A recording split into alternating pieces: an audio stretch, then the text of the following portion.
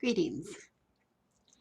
Today I wanted to continue on a little bit in our adventures into the Lenormand method of reading cards. Um, and I want to use the Under the Roses Lenormand today, which I think are really not only lovely cards, but they're really easy, as you will see. A nice, simple uh, illustrations. They have the name on the card simply. You can read it pretty well, and they also have the number on the card, which is going to play a little bit of importance a little bit later in this video. Okay, I want to remind everybody before I start that I am not an expert in Lenormand. If you're looking for an expert, you need to look elsewhere. I know a lot about tarot. I know a little bit about Lenormand. I do use Lenormand somewhat regularly. Um, Mostly in connection with, in combination with tarot, which we're going to have, that'll be a whole other video. I'll show you how I do that. Or we'll talk about some different ways I do that. But in today's video, I want to show you a little bit something else, because I think in order for you to be able to adapt Lenormand to your own use, however you want to use it, you really have to sort of get an understanding, a basic understanding of what the system is about. And not being an expert, I have researched and I have a knowledge, I think, a lot about what it's about. Whether how you apply that to your own use is totally up to you. And you will see when you start to do searches for people who want to learn about Lenormand, you're going to find some different answers. But we do that with tarot. We know that any kind of divination, you're going to see different styles, different approaches. This is only one. This is only one approach. Okay. Um, to review just a bit, we were emphasizing reading 3 cards. First of all, we've been reading 3 cards in order. Now, you can read more than 3. You can read 2. You can read 3. You can read more, 4 or 5, in longer sentences or longer ideas, which we will be doing probably in the future. But for the basis of understanding the system of Lenormand, we're going to be talking about 3 cards just right now for this little bit of a review. We'll do 3 cards. And okay, we're going to be reading left to right. And our first card that we deal is going to be the topic, is going to be the subject. Okay. And here we see about what we're saying. And here we're talking about the bear. And if you remember, I gave you a list. I gave you a I'm going to get mine out so I do not misspeak, because you all know how I can misspeak. And I'm going to put it right here where I can see it, as my mouth gets ahead of my brain sometimes. Okay, I have the bear, which we have already established that when we see the bear, number 15, anytime we see the bear, we think of something to do with usually a boss or somebody, a person of power. Okay, so it's often an employer or somebody in charge. Okay, and then the next card that we put is going to modify that, tell us a little bit more about it. And here we have somebody who gives the impression of being in charge. So this is the moon has to do with how people see you, or how people your reputation, or also it could be something about intuition or dreaming or whatever. And by the way, in getting rid of the glare, I've been complaining about a glare on my cards. In getting rid of the glare, sort of, on my cards, at least to the best of my ability, I realize that we're a little more in the dark than we were. I will try to improve on that lighting in the future, but for right now, I hope my words are maybe more important than what you see in front of you. I hope so. But anyway, in this situation, we're talking about somebody who has, people is seen as um, somebody who's seen as being in charge, or somebody who's seen as being an expert, okay? Or it could be, and let's get a little bit more about it, and owls. And here we have owls having to do with it's the birds, number 12. which is a group. Here it's called the owl. Sometimes it's called the birds or birds, and it's about a group, a small group or something. So here we have a person who's pretty much in charge of a group. Okay. Now we discussed a little bit of a limitation about this in saying that talking about a person being in charge of the group. Who is that? Is this your employer? Is this a teacher? Is this you in charge of your home? Is this me being talking about an expert about reading cards? Who is this? Who is this person? And we see right away, we're reminded that we have a dilemma, don't we? Because we don't have what? We don't have a question. We don't have a question. So I'm just showing you again, if you do not express a question that you want answered, you can be kind of stuck in Lenormand. In tarot, not so much. The tarot can lead you in directions that you didn't maybe have in the first place. The Lenormand, that's pretty tough. We have to have some kind of context. Some kind of context. And that's going to be important when we go a little further along in today's lesson. So just try to remember that. We're going to have a question or we're going to have some kind of context. What is the context of this? Okay? Now, I want to remind you, I think I'm going to jump ahead because jumping ahead, well, maybe foolish for some. Maybe I'm getting a little too ahead of myself. But for me, in order to learn something new, I kind of have to see where I'm going. Like, what is my outcome? What am I trying to get to? What am I trying to get to? And I see here, we will backtrack for 1 second by saying, when you were memorizing the cards, I wanted you to memorize the cards. I wanted you to know that was the snake. Because, well, first of all, forget that it says the snake. Some cards won't say the snake. They'll just show you that picture. And if you were to see that picture only, I won't use my finger. The snake is in it, but what is the prominent picture? The prominence in the picture is this lady. And this is not the lady card, because the lady card is number 29, the woman card. This is number 7, and 7 is the snake. Completely different card with a completely different meaning. Okay, so we have to remember, especially when you're using decks that might not have the name of it, because some of them do not. If I have an example or not, I'm not sure.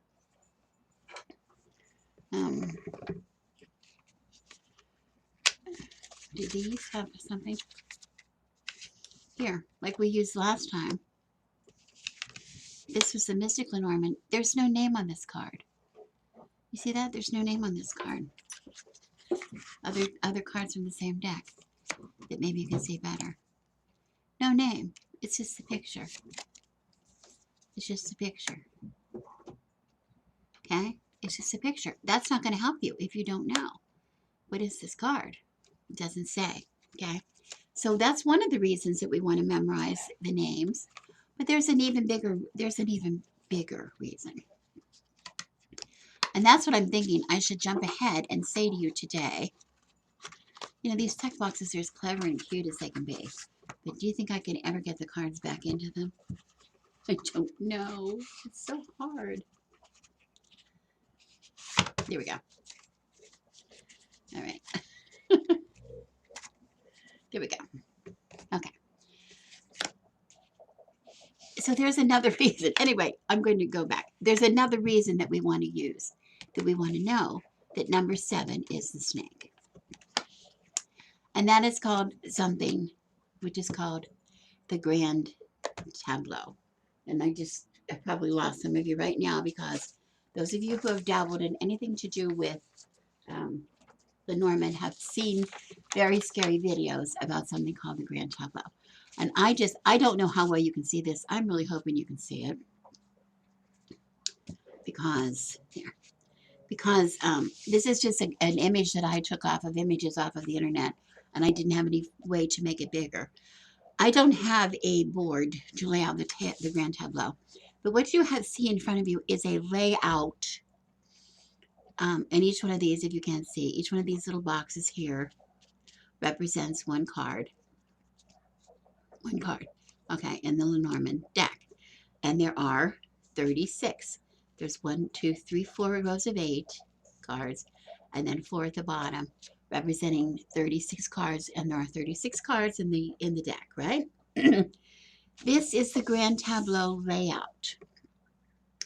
It is a way, something we do in Lenormand that we do not do in tarot, and that is reading all of the cards, or at least laying all the cards out. Whether we read them or not, they're all laid out in this grid. Okay, that's the ultimate use of a Lenormand deck, which we haven't touched on yet. And I'm not going to really get into, don't panic, because we're not getting into the grand tableau today.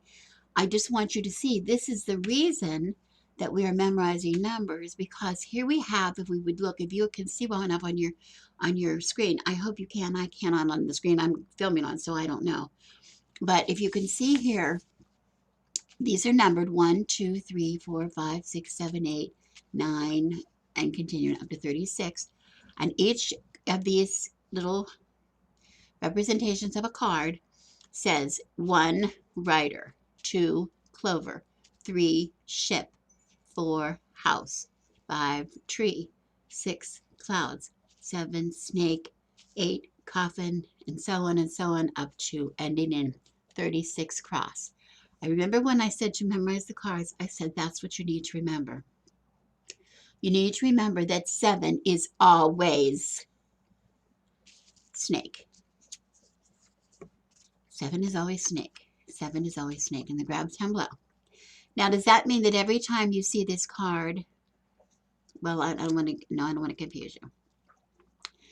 The reason for this is this grid of 36 is there as a, let's call it a template. It's like a template. And when you shuffle your cards, when you're laying out a grand tableau, you shuffle your cards, and then you lay out 1, 2, 3, 4, 5, etc. Let's see, I can't even get them in here. I'll try. I'll try to get 8. 1, 2, 3, 4, 5, 6. I can't do it. 7, and then there would be one in the end, 8. Okay. See, I can't get it into my film, into my picture. But I want to say, if I went 1, 2, 3, 4, 5, 6, 7, 8, corresponding with this 1, 2, 3, 4, 5, 6, 7, 8. Let's pretend I'm laying these cards on top of here. That means number 1, on top of rider, I laid letter. On top of clover, I laid mice. On top of ship, I laid ring. On top of house, I laid lady. On top of tree, I laid clouds. On top of clouds, I laid fox. On top of snake, I laid bouquet, and you can't see it, but on top of coffin, I laid key. Okay, I put a card in each one of these boxes. Now, what does that mean to me? Does that mean anything to me at all? What it means to me is the letter now is not just what we know as a correspondence or written correspondence, but we know it's a letter that came as a form of a message. That's pretty obvious. Came as form of a message, but it was some kind of a correspondence that was delivered. So it was delivered or moved from one place or another. It's a movement of a correspondence. Okay. So maybe it's a letter that you shared with somebody. Maybe it's a correspondence, that's what it's about. Let's look at 23, which might be a little bit different. 23, we know 23 is mice, which could be something that's thievery or taken away, or could be a disease, something taken away. And here it was laid on top of clover, which is number 2, which is luck. It's a little bit of luck. So it's not so lucky. Not so lucky. Losing your luck a little bit, losing your streak. Maybe it's time to get up, move away from that blackjack table. Okay. Let's look at number 3 in the house of ship. Number 3, the ship, which is a travel card or something like that, or a movement, especially like involving like a car, something with an engine. We have ring, number 25, which is some kind of a promise or a commitment. Okay. So it's a commitment. It's a commitment that has to do with some kind of a trip. Maybe it's booking tickets to go on a trip. Could be. That's just an example. Okay. Here we have the lady, which is maybe the significator here. Maybe this is a reading about a lady. And here the lady card comes up in the house of the fourth house, which is in the fourth house, which is house number 4. And that's about in the home, being something about the house. So this reading might have something to do about the lady um, at home, the lady in her home situation. Okay. These houses act as modifiers to these cards, just like when we laid out, move this away, just like we laid out 1 card, 2 cards, 3 cards in a row, we saw that this card modified this card. It acted as a modifier, didn't it? Okay. These cards modified this one. The houses in the Grand Tableau modify these cards. Okay. Now, a lot of people, if you would look on the internet and on in the Etsy shop or in let's say in just anywhere on do a search for it, you will see that there's a lot of these Tableau templates available or boards available, and a lot of people make their own. They will just, tape pages together, just like this one is a homemade. I don't know if you can see it from the image, but this one is actually paper, two pages, 3, 4, 5, 5 printer pages, taped together and written on it. So it's big enough to put, if we could put 4 cards across, I don't know if 4 would go across here. Not really. This way. I think it's turned this way. Yeah, this is what it is. So that you could put 4 cards across. 1, 2, 3, 4 cards representing, and then 1, 2, 3, 4 cards. You could put 8 cards per. Right? They would fit on the paper. Okay. And then when you put it together in this pattern, it would be cards 1, 2, 3, 4, and under this would be what? 9, 10, 11, 12, because there'd be 4 more on each side. Anyway, I'm probably getting you confused. But the idea is people make their own grid for their houses, for the Grand Tableau, in order to do a reading where they lay out, have a board as such, where they can lay out 36 cards in this pattern. And what that does for them is simply gives them a modifier underneath. It might give you a little more information. Remember when we had those first 3 cards that I dealt out at the beginning of this video, I said they weren't in context, were they? I didn't have any context. What was it about? It didn't know. I didn't know. Did I? I couldn't tell. Was that about an employer? Was that about who was it? Was it at work, or was it at school, or was it at home, or was it me teaching this subject to you? What was that? We didn't know. But if we could put those, if those cards would have been here on a grid, we would have some clue. Okay. Now that seems like a lot of trouble to go to, and it seems advanced, and it is advanced, and we were not going to get to that today at all, I promise, because I think we need to go little baby steps coming up to this.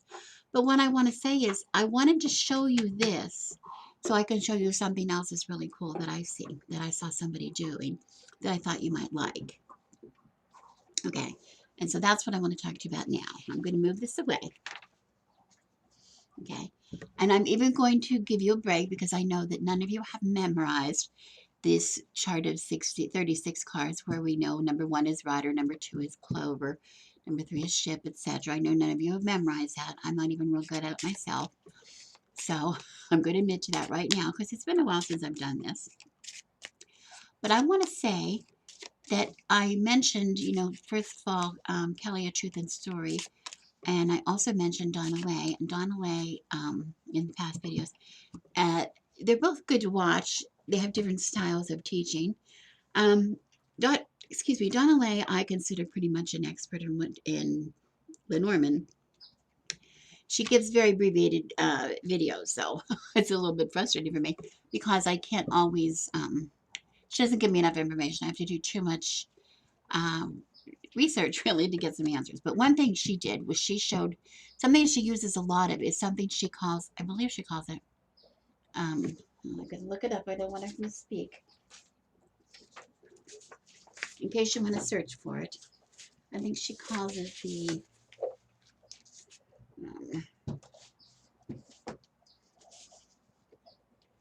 the double line of 3. She calls it a Lenormand double line of 3. And a double line of 3 is simply, what, 6 cards, right? So she's using 6 cards. But the trick is, she's using 6 cards to do a 3-card reading. Does that make sense? So in other words, I might have just mixed these up bad. I did. Half upside down. Yeah.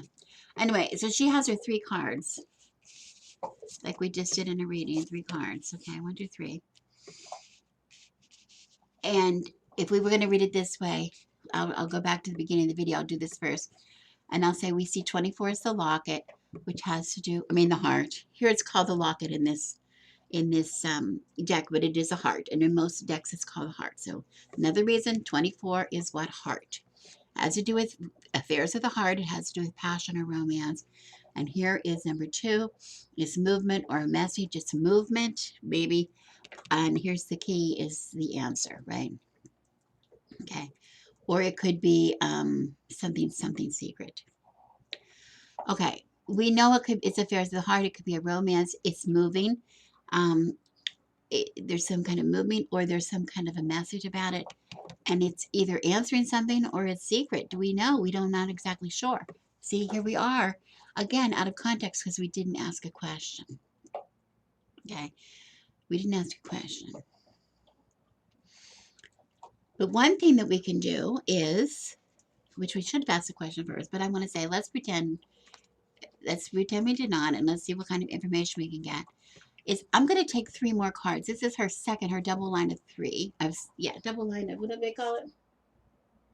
Yes, a double. Okay. Her double line of 3. Double line of 3. Here's one row of 3. And here's her double line of 3 coming underneath. And we're still are reading 1, 2, 3 cards, but she's using this double line underneath as modifiers to this. The ring modifying the heart or the locket. The book or the journal. It's the book here. It's called the journal, but it's the book modifying the rider, and the stork modifying the key. Okay. Not read 1, 2, 3 like the top ones, but add as modifiers. Just like giving you more information. If I had my other table, I'd be able to do this a little better. Just like here. Just like here. Pretend that the locket or the heart came up in 25. Came up here. I go down and see my numbers. The lock came up in the ring space. When we dealt it out, it came up here. So this is in the house that this is in. That's what she's pretending. Okay, we're pretending that. We're pretending that the rider card came up in number 26. Here, the rider card came up here. And we're pretending that the key card came up in 17, which is here, the stork. The stork. Okay. We're pretending that we dealt out all of these cards. And right now, we want to read 3 of them. And 3 of them are the ones. We wouldn't read them in this way in the Grand Tableau. So that's a little deceiving. That's why some people criticize this spread. But I like it because it gives you an exercise in modifying by pretending this is the house. The heart or the locket being in the house of the ring. Tells you if this is something to do with romance in the heart of, in the house of the ring, which has to do with a promise or contract. That could be an engagement. That could be an engagement, or it could be a contract of, some kind of a contract involving the heart being the subject of our reading. And then here we have movement or message having to do with, what is this? Some kind of secret movement, some kind of secret message. So this could be a secret engagement. It could be a secret engagement, but it's a message about it. It's not a secret anymore if it's a message about it, right? It's like learning of or not learning, but telling the secret about this. And here we have um, the, um, the secret knowledge having to do with um, some kind of a change or some kind of delivery. So it's like passing along knowledge of a secret romance, right? It's what's going to happen as a result of that. It's what's going to happen as a result of that. Okay? It gives us a little more information. Now let's try again, but this time let's go by the rules that I have set up for myself that I keep breaking, and I'm trying to set them up for you. And if I keep breaking them, why should you go by them? But do as I say, don't as I do. Don't do as I say. Do as I say, not as I do. There you go. Okay, so I'm going to shuffle again, and I'm going to put out 3 cards. But before I put out 3 cards, let's say we want to know something. What do we want to know? I'm going to think of my question before I shuffle. Okay, before I deal. So I'm going to think about, what do I want to know? I want to know, um, let's see. I have a friend who is having a long distance relationship, and they had made some plans to try to get together so that they could be, near each other. And their plans did not work out the way they had intended, and they are still a long distance, and they're both very busy. And I want to know if that relationship is going to be able to continue, or what's going to happen to that relationship. Okay, that's the question. So in that case, I want to ask 1, 2, 3 cards. Here's 1, 2, 3. Okay, and here we have um, here we have a card, the whip, which is something to do with some repetitive thing, some kind of over and over and over repeating something. And here we do have a lady, and here we have some kind of a celebration. Okay, some kind of a celebration or some kind of a group, a public group thing. Okay, let's modify before we can make a guess at what our answer is going to be to the question we asked. Let's see if we can modify these a little bit. The whip is having to do with clouds. The whip having to do with clouds. It's in the house of clouds, which is in the house of confusion. Okay, so it's in the house of confusion, which is not good. It's like over and over again, perhaps misunderstandings, or little misunderstandings that keep happening all of the time, perhaps as a result of the separation. Here we have the snake. Here we have a snake. Now remember, I said the lady is usually the person in question. Well, the person in question that I was thinking of is not a lady, so this was not the significator card, but this is about a lady. But here we have the snake card in the house of the snake, so that's a lady of deceit. So there might be another lady involved other than the lady in the reading. Okay, so these misunderstandings could have to do with another lady, that maybe there's a confusion, that maybe, or misunderstanding, that maybe my friend is involved with another woman. And the garden card, which is number 20, which is about the group or a celebration. And here we have another group card, but it's not necessarily just this group, it's the celebration within a group, but it's also a group. The garden card has to do sometimes with just the community that you're in, and this is 12, having to do with talking, or sometimes it's gossip. Okay, so maybe there's, because it's not about the celebration, this is not the outcome of the situation, these are modifiers, okay, for this. So maybe these misunderstandings about the lady keep happening over and over again, and maybe they're in a group, maybe a group of people are spreading these stories, or maybe the group, it's this group of people that are constantly misinterpreting what they're seeing. So this looks to me, if I were going to answer the question, I would say this one having to do with a little bit more of just a little bit of troubling times ahead, a little bit of troubling times ahead. Okay, now I'm going to try the exercise again, and I'm going to think of a new question while I'm shuffling. Try to think of a new question. This time I'm going to say I have another friend who had a job she liked a lot, but that ended recently, and she's been looking for another one, and she has found another job, and she's taken the job, taken the position. It's in a little bit different. My hands are so sore today. I can't hardly shuffle. I'm going to try this way.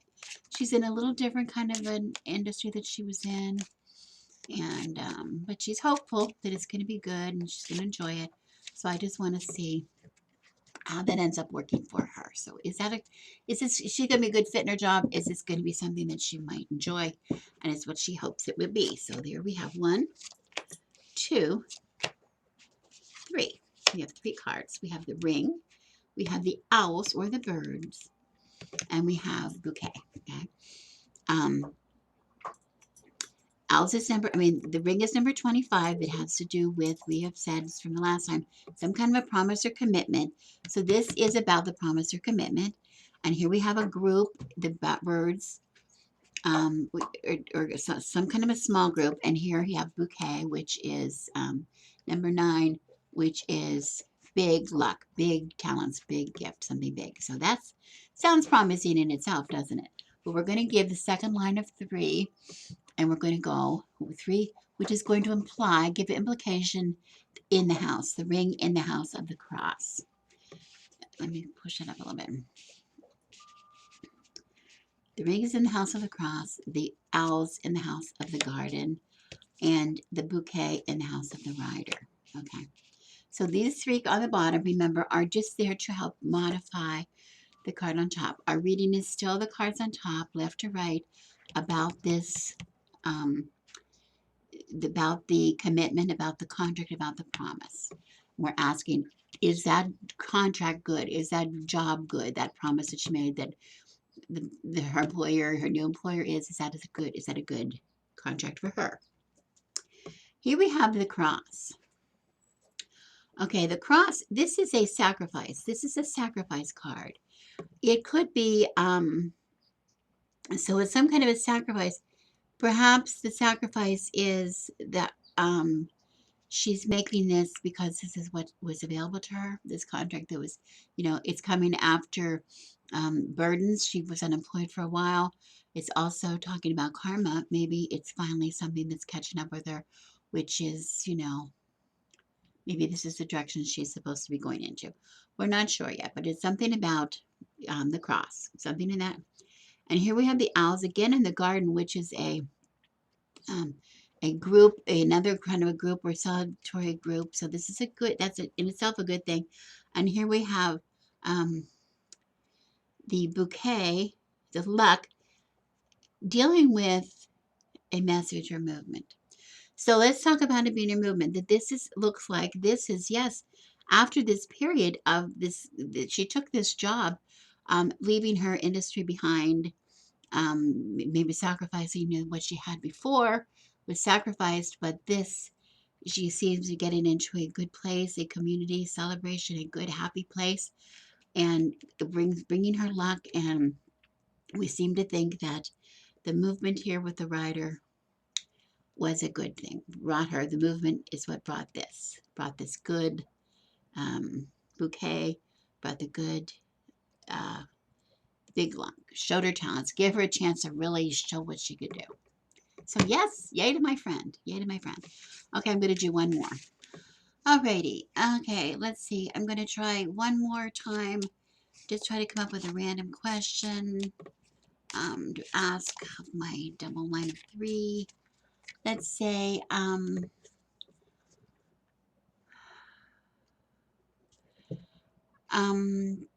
trying to sort of establish contact again with an old friend I've lost contact with over a long period of time, and I'm wondering if something's going to come out of this attempt, or is it something I should just move on from that friend? Just move on, just keep on going. Maybe there's a reason it ended, or it's just too late, or whatever. So let's see what it has to say. So I'm going to put down my 3 cards. I'll just do this first. I'm going to deal them out right now so I can put them down.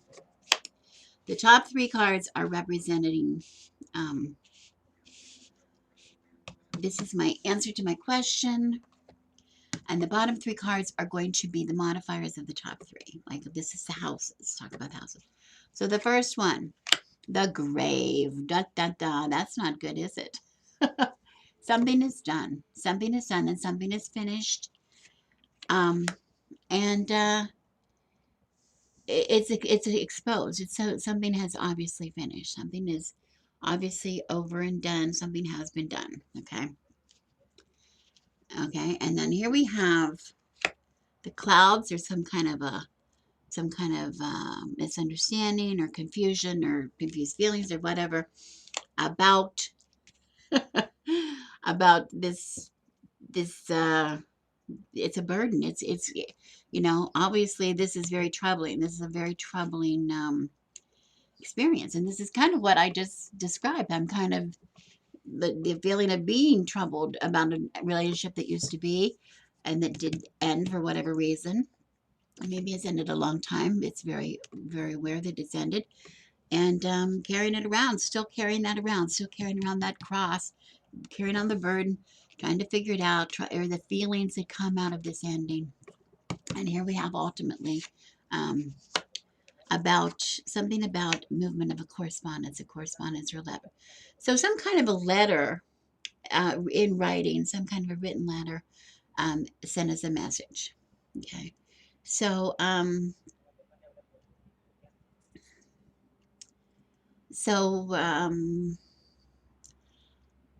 if this were in a grand tableau, we could read this as a past, present, future, which I past, present, future, which I kind of just did automatically.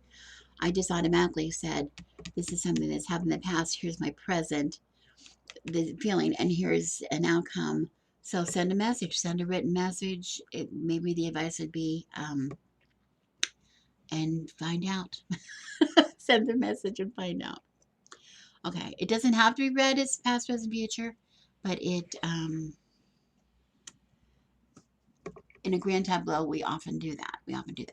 I'm going to just show you before I give up here the video for the day. I just want to show you, I don't want to confuse you, but I have a copy here of, this is a something that Kelly, A Truth and Story has put out that I printed out a long time ago that has, this is just something, I don't know if you can see it again because again, my lighting's so terrible. But here she has representative of the grand tableau. And don't try to read this down here. That's going to confuse you. So let's just cover that up. I don't want to confuse you. I tell you things you just don't want to know. She's got a lot of arrows driven on here, and try not to look too much at the arrows. But when you're reading the grand tableau, which we will get to another day, often something that happens in the center of the tableau is representing of the present time. And here she has present here. And on the left over on this side is past, and on the right is future. That happens a lot. And I think we talked about that. Excuse me, I'm going to take this away again. Because I want to say we have done things in the past video where we did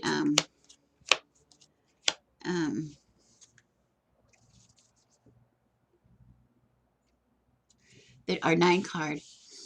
And we put 1, 2, 3, 6, 7, 8, 9, reading in a 9 card, like we read in a tarot 9 card, but this is Lenormand. And I can see some of them are upside down. And what we did was, when we turned them over, when we looked, we saw the center card was the significator card. In this 9 spread, in this 9 cards, was the significator was in the middle. And here, in this case, it is the book or the journal, which is about some kind of knowledge or some kind of secret. Okay. And this is this line down here represents also the present. This is the past. This is the future. Sometimes we also read the top line as things that are knowledgeable, things that are invisible and open, and this is things that lie underneath, sort of like we do when I do a basic tarot spread, like a 5-card spread. I have something in the middle, and then I have us above, sub, below, behind, and front, kind of the same kind of commonality. So if you would take a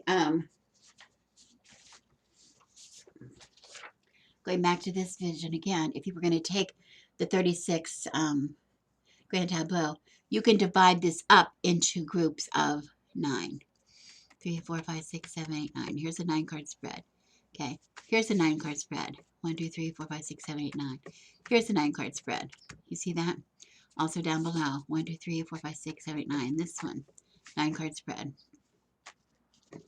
Another 9-card spread. And another 9-card spread here. Okay, so you can read a whole bunch of these if you want in here. You don't need to read all of them. You tend to read around certain areas. Like you read around, if you wanted to read around the lady, the woman card, to know about the woman, the significator. If you're reading for a woman, you could read the 9 cards around her. You know, her being in the center and the 9. Like we did when we put the lady in the center.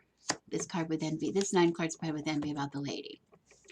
If we didn't want it to be about the lady, we could put, if something else was about it, this is about a friend, a good friend. You know, we did a little bit of that before, right? Okay, so the same kind of thing here, but here I did not. I'm just trying to read these 9 cards about this some kind of secret or some kind of knowledge. Like, think about a book with this kind of, the book being something like a diary, which is secret. I'm not exactly sure where I left off because I have cut off the end of this video. But I want to say what I want to reiterate in this video is the idea, 2 things. If you learn 2 things from this video, number 1 is that there's a reason that we memorize the numbers. There's a reason we memorize these numbers, because eventually this is the kind of information we can add to our readings, whether it is in the grand tableau or 36 cards, or if it is in a simple 3-card reading, 1, 2, 3. Okay, 1, 2, 3, and using 3 cards underneath as modifiers. The anchor, as it is in the house of the book, the house as it is in the house of the snake, and the key in the house of the heart, okay, or the locket, which help to modify and explain this, because this is still the reading 1, 2, 3. I hope that wasn't too confusing. I hope I did it somewhere in this video. I think I did have a couple of good examples of that. So that's what you can maybe work on this week if you want to do some work on Lenormand, and we'll be back with a little bit more next time. Okay.